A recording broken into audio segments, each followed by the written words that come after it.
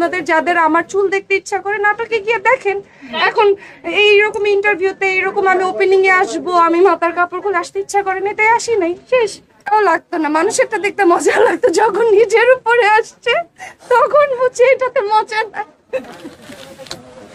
গরমও লাগছে, AC cover করছে না। তো এই তো রমজান মাসে আপনাদের সবাইকে এই অবস্থা দেখে, তার আগে বলেন রোজা আসছেন কয়েকজন? না না, অনেকে না,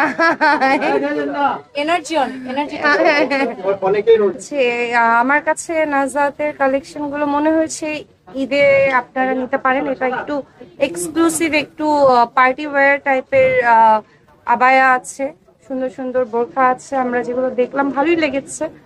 এবং আসেন দেখেন বসুন্ধরা সিটিতে। আর আপুরা তো নিজেরাই যতটুকু আমরা শুনলাম যে ইন্ডিয়ান আর পাকিস্তানের ডিজাইনার মানে যারা সেলাই করে তাদেরকে দিয়ে এটা করে, এবং এটা নাকি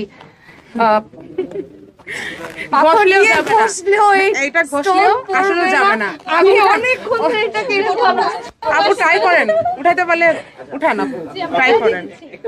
আবার জিনিস সবসময় সুন্দর, এটা আমার কাছে মনে হয়। তো আমার কাছে ভাই এটা যার যার ব্যক্তিগত ব্যাপার, বারবার ঘুরে ফিরে আমাকে কেন আপনারা কন্ট্রোভার্সির মধ্যে ফাঁসান, আমি এটাই বুঝছি না। জাতি জানতে চায় না পুরাপি 5 কোটির বিনিময়ে বোরকা পরবেন? না না না ভাই, আমি না 5 কোটি টাকা নিচ্ছি না 5 কোটি দিচ্ছি। আমার এখন আমি এনজয় করতেছি, আমি মাত্র আসছি, আমার প্র্যাকটিস হয়ে গেছে, আমার মজা লাগতেছে, আমি এনজয় করতেছি। ওই আমাকে আমি এত বড় দিব না, আর আমি তো নাটক করতেছি। উঠাইছে কারা? আপনারাই তো উঠাইছেন নাকি আমি বলছিলাম? মানে একটা জায়গা থেকে একটু নিবেন, আরেকটা জায়গা থেকে একটু নিবেন, নিয়ে আপনারা নিজেদের মন মানে ইচ্ছা, আপনারা যা ইচ্ছা তা ক্যাপশন দিয়ে যাচ্ছেন, আর আমি ঘরে বসে বসে স্ক্রল করি আর দেখি আর হাসি। আমার মা ওই দিন আমাকে আপনাদের করা একটা নিউজ দেখা বলে কি এটা কি সত্যি? আমি বলছি না মা, আমি সত্যি হলে তোমাকে জানাবো। এখন আর ভাল লাগে না, এখন বোর হয়ে গেছে আপনাদের এগুলোতে।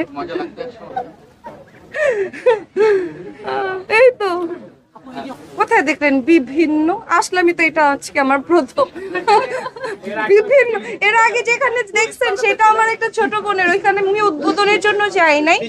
তৃষাকে আমি ওইখানে ওকে কংগ্রাচুলেট করতে গেছি, ওর পার্লারে আমার রেগুলার সার্ভিস নেওয়া হয়। তো আমার ছোট বোন, ও আমাকে একটা জায়গায় দাওয়াত দিয়েছে, আমি অবশ্যই গিয়েছি। কিন্তু হ্যাঁ, আমি এরকম ভাবে আমার কোনো শোরুম অনেক বছর আগে আমার মেহজাবিনের একটা হয়েছিল, আর এই বোধহয় আমি অনেক বছরেই একটা, তাও আমার কোনো এক সাংবাদিক ভাইয়ের শোরুম।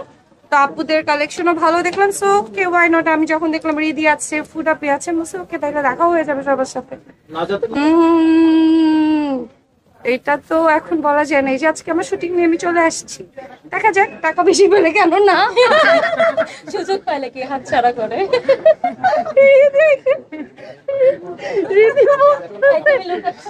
ভাবতেছে যে আজকের এইটা তো শেষ।